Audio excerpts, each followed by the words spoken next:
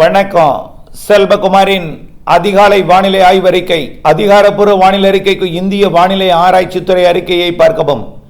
2025 December 18 வியாழக்கிழமை அதிகாலை நிலவர ஆய்வறிக்கை. வானிலை அமைப்பு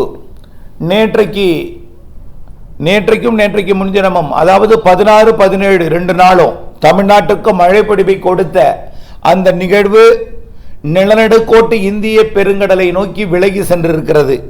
குமரிக்கடலுக்கு தெற்கே நீடித்திருந்தது. இன்றைக்கு இலங்கைக்கு தெற்கே, குமரி கடற்பகுதிக்கும் தெற்கே, அதாவது நிலநடுக்கோட்டு இந்திய பெருங்கடலிலே நீடித்து கொண்டிருக்கிறது. இது மெல்ல கிழக்கு நோக்கி நகர்ந்து புதிதாக உருவாக இருக்கக்கூடிய இந்த மாத இறுதியில் உருவாகி தீவிரமடைந்து வர இருக்கக்கூடிய நிகழ்வோடு இணைந்து தீவிரமடைந்து வரும். அதுவரை மழைக்கு வாய்ப்பு இல்லை. இன்றைக்கு தேதி 18 23ஆம் தேதி வரைக்கும் கடும் குளிர்தான். மேகமூட்டத்திற்கு கூட பெரும் வாய்ப்பு இருக்காது. ஓரிரு இடங்களில் மிரட்டும் மேகம் சூழ்ந்தாலும் அது மழையாக மாறாது. இலங்கைக்கு மட்டுமே இன்றைக்கும் நாளைக்கும் மழை. தமிழ்நாட்டை பொறுத்த வரைக்கும் மழைக்கு வாய்ப்பு இல்லை என்று சொல்லலாம். ஒருவேளை இருக்கக்கூடிய இந்த குளிரை பயன்படுத்தி வெப்பம் எங்காவது இடத்துல அதிகரிக்கும் பொழுது லேசான ஒரு சமவெளி பகுதியில் ஒரு மழை இருக்கலாம். அது இருக்க வாய்ப்பில்லை, பெரிதாக இருக்க வாய்ப்பில்லை. ஏதேனும் ஒரு இடங்களில் இருக்கலாம். ஓரிரு இடம்னு சொல்ல முடியாது, ஏதாவது ஒரு இடத்துல இருக்கலாம். அப்படித்தான், மழைக்கு வாய்ப்பில்லை. 24ஆம் தேதி வரைக்கும் குளிர். அதுக்கப்புறம் என்ன சார் 25ஆம் தேதி அப்படின்னு பார்த்தீங்கன்னா, 25ஆம் தேதியிலிருந்து கொஞ்சம் மேகமூட்டம் உருவாக வாய்ப்பு இருக்கு. இது எங்கன்னு பார்த்தீங்கன்னா வடகடலோரம் மற்றும் டெல்டா. ஏன்னா அடுத்த நிகழ்வு தீவிரமடைந்து நெருங்கி வரப்போகிற காரணத்தினாலே கொஞ்சம் பரப்பளவில் இருந்து கொண்டு கொஞ்சம் கிழக்கு காற்றை கரையை தொடும் அளவில் ஏற்படுத்தும். கிழக்கு காற்று கொஞ்சம் தரையை தொடும் வகையில் ஏற்படுத்தும் என்பதனால கரையை மட்டும் தொட்டு மேகமூட்டத்தை மட்டும் 25, 26, 27, 28 தேதிகளில் ஏற்படுத்தும். அது ஒரு சில இடங்களில் தூறலை கொடுக்கலாம். 25 கிறிஸ்துமஸ் தினத்துக்கு பிறகு ஒரு 3 நாட்களுக்கு வடகடலோரம், டெல்டா கடலோரம், தென்கடலோரம் இலங்கையில் மேகமூட்டத்தை உருவாக்கும். இந்த மேகமூட்டம் அதுக்கு முன்னாடி வரைக்கும் குளிரை கொடுத்து கொண்டிருக்கும். அதில் நீர்ப்பனி இல்லாமல் இருக்கும். நீர்ப்பனி இருக்கும், மேகம் உருவாமல் இருக்கும். அப்ப நீர்ப்பனி இருந்தால் அது உறைப்பனியையும் கொடுக்கும். மேற்கு தொடர்ச்சி மலையில், நீலகிரி, வால்பாறை, கொடைக்கானல் பகுதியில். ஆக வரக்கூடிய 24ஆம் தேதி வரைக்கும் கொஞ்சம் உறைபனி இருக்கும். 25ஆம் தேதியிலிருந்து உறைபனி இருக்கும். ஆனால் உறைபனியோட அளவு 0 டிகிரியாக குறையும். -1 வரைக்கும் போகலாம் 0 டிகிரியாகவும். பிறகு அது அப்படியே 1 டிகிரியாக +1 குறைந்து +2, +3 என்ன ஆயிடும் 26, 27, 28. அப்போ வரக்கூடிய கிறிஸ்துமஸ் வரைக்கும் தான் இந்த உறைபனி. கிறிஸ்துமஸுக்கு பிறகு உறைபனி என்பது மாறி குளிர்பனியாக இருக்கும். தண்ணீர் சொட்டாது, அப்படியே வாடை காற்று, குளிர்காற்று மட்டும் இருக்கும். அதுல நீர் இருக்காது. வாகனங்கள்ல எல்லாம் படியக்கூடிய அந்த தண்ணீர் இப்பொழுது இருக்கும். வரக்கூடிய 25ஆம் தேதி வரைக்கும் தண்ணீர் படியும். அந்த தண்ணீர் உறைபனியாக மாறும் நீலகிரி, வால்பாறை, கொடைக்கானல்ல. ஆனால் அதற்கு பிறகு தண்ணீர் படியாது. அது மேகமாகவே இருக்கும். வானத்தில் மேகமூட்டத்தை ஏற்படுத்தும். வரக்கூடிய 25ஆம் தேதிக்கு மேல அது கடலோரத்தில் லேசாக தூறல் நனைக்கும் மழை பொழிவை கொடுக்கலாம். ஆனால் அது நிலக்கடலை விவசாயிகளுக்கு எந்தவித அச்சுறுத்தலையும் கொடுக்காது. நான் ஏற்கனவே சொல்லியிருக்கிறேன், நிலக்கடலை விவசாயிகள் நிலக்கடலையை தயார் நிலையில் வச்சுக்குங்க. 16, 17 மழைப்பொழிவை பார்த்துவிட்டு அது எப்படி மழைப்பொழிவு அதிகமாக இருந்தால் காய்ந்த பிறகு நிலக்கடலை உழுது விதைக்கணும். அல்லது சரியான பக்குவத்திற்கே உங்கள் மழைப்பொழிவு தூரலோட போயிட்டா அல்லது ஒதுக்கிட்டு போயிட்டா அது உடனடியாக நீங்கள் நிலக்கடலை விதைப்புக்கு தயாராகலாம்னு என்று சொன்னோம். ஆனால் நிறைய பேர் நிலக்கடலை போடலாமான்னு இன்னைக்கு கேட்குறாங்க. இனிமேல் போய் நிலக்கடலை வாங்க போய் இனிமேல் நிலத்தை சரி பண்ணி போடுறதுக்குள்ளார 1 வாரம் ஆகிடும். அப்புறம் மழை வந்துடும். ஆகவே தயார் நிலையில் வச்சிருந்து இன்னைக்கு போட்டிருந்தா சரியாக 10 நாள் இன்றைக்கு தேதி 18னா ஒரு 28ஆம் தேதிக்குள்ள ஒரு வாரம் 10 நாள் உங்களுக்கு முளைத்து வந்துடும். ஆனால் அதுக்கப்புறம் மழை இருக்குன்னு சொன்னோம். இந்த மழை இருக்குன்னு சொல்லும்போது செல்லகுமார் போற பீதிப்படுத்துறாள் வேற ஆள் இல்லை அப்படின்னு கூட சொன்னீங்க. உள்ளதை சொல்லாமல் என்ன செய்ய? கையில் இருப்பது விவசாயிகளோட பணம், கடன் வாங்கி பெற்ற பணம். கடன் வாங்கி பெற்ற பணம் முதலீடையாவது மீட்டெடுக்க வேண்டும். நஷ்டம் வந்தால் வட்டியை கட்டி கொண்டிருக்கிறோம், அசலையும் திருப்ப முடியாமல் போய்விடுமோ என்கின்ற ஒரு அச்சத்தினால் தான் நானும் சொல்றேன். அச்சப்படுத்த வேண்டும் என்பதற்காக நான் சொல்லவில்லை. ஆகவே 10 நாள் இடைவெளி கிடைத்த பிறகு மாத இறுதியில் கனமழை இருக்கிறது என்ற ஒரு வார்த்தை சொல்லலைன்னா 2 இலம் முளைச்சு வந்ததுக்கு அப்புறம் தண்ணீருக்குள்ள அந்த முளைப்பு இருந்ததுன்னா என்ன ஆகும்? அது வளர்ச்சியே குன்றிவிடும். ஆகவே அதையும் நம்ம யோசிக்க வேண்டியதானே இருக்கிறது. இதன் காரணமாக நமக்கு கடன் வாங்கி பெற்ற முதலீடை மேலும் வளர்ச்சியடைய பணத்தை வளரச் செய்வதா, அல்லது பணமாக கட்ட முதலீடை அசலாக கொடுக்கும் அளவிற்காவது அது லாபம் இல்லாமல் கிடைக்க செய்வதா, அல்லது அசலையும் கொடுக்க முடியாமல் நஷ்டம் ஏற்படுத்திக் கொள்வதா? இதை நாம் யோசிக்க வேண்டும் அல்லவா? ஆகவே இந்த மாத இறுதியில் நிகழ்வு இருக்கு என்பது உறுதி.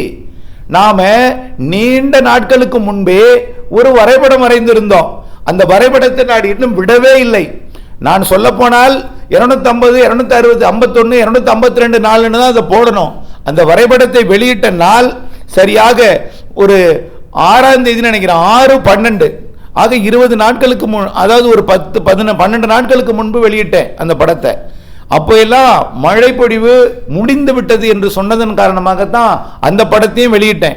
பருவமழையெல்லாம் முடிந்து விட்டது, அவ்வளவுதான், இனிமேல் பனி என்று அனைவரும் உலக வானிலையாளர்களும் பல்வேறு ஊடகங்களும் பேசிய காரணத்தினால்தான் இல்லை இருக்கிறது என்பதற்காகத்தான் உங்களுக்கு வெளியிட்டேன் அந்த படத்தையும்.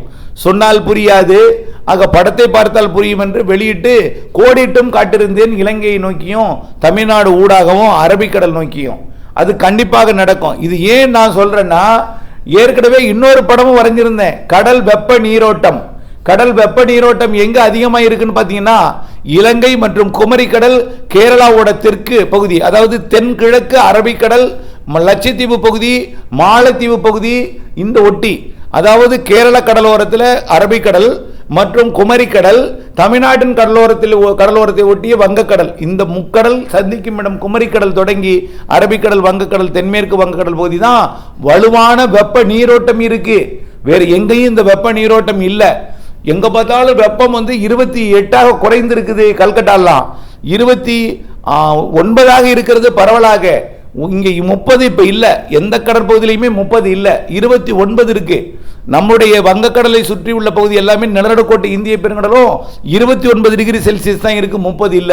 30 எங்க இருக்குன்னு பாத்தீங்கன்னா பசிபிக் பெருங்கடல்ல பிலிப்பைன்ஸை ஒட்டிய பகுதி மட்டும்தான் இருக்கு. அது தென்சீன கடல்ல கூட 29 தான் இருக்கு. தென்சீன கடலோட பிலிப்பைன்ஸை ஒட்டிய பகுதி 30 இருக்கு. ஆகவே எல்லாம் 29 ஒரு டிகிரி குறைந்து இருக்கிறது.